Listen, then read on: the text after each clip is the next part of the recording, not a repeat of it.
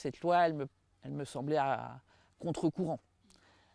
Donc c'est pour ça que j'ai signé la pétition contre la loi du plomb. Hélène Falise est une NIMA, non issue du milieu agricole.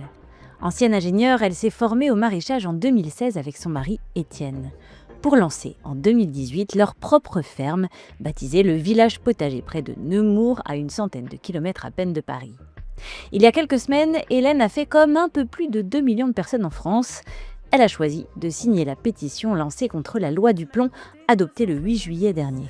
Pour 316 contre 223, l'Assemblée nationale a adopté la proposition de loi. Un texte très controversé, notamment en raison de son article 2 qui autorisait la réintroduction à titre dérogatoire, sans limite de temps ni de filière, de l'acétamipride, un pesticide de la famille des néonicotinoïdes interdit en France depuis 2018. En partie retoquée le 7 août par le Conseil constitutionnel, la loi a finalement été promulguée le 12 août par Emmanuel Macron, amputée tout de même de sa partie sur cet insecticide toxique pour les pollinisateurs et soupçonné d'être cancérigène. Pour moi, c'était très évident de signer la pétition.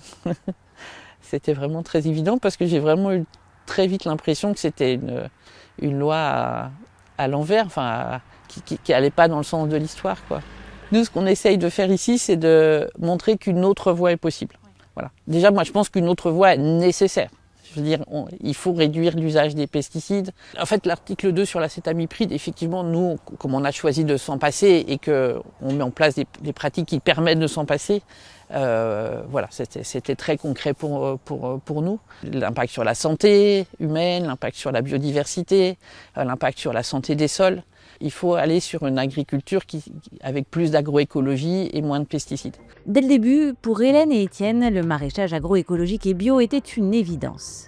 Hors de question d'utiliser des produits chimiques sur leur terrain, et ce, malgré les difficultés de ce type d'agriculture.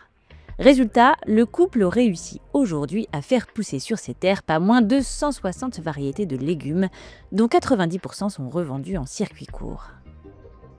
Pour que ça marche, ça nécessite beaucoup d'anticipation et beaucoup de planification. Quand on a un problème, on n'a pas tellement de produits pour régler le problème. Donc il faut éviter que le problème arrive.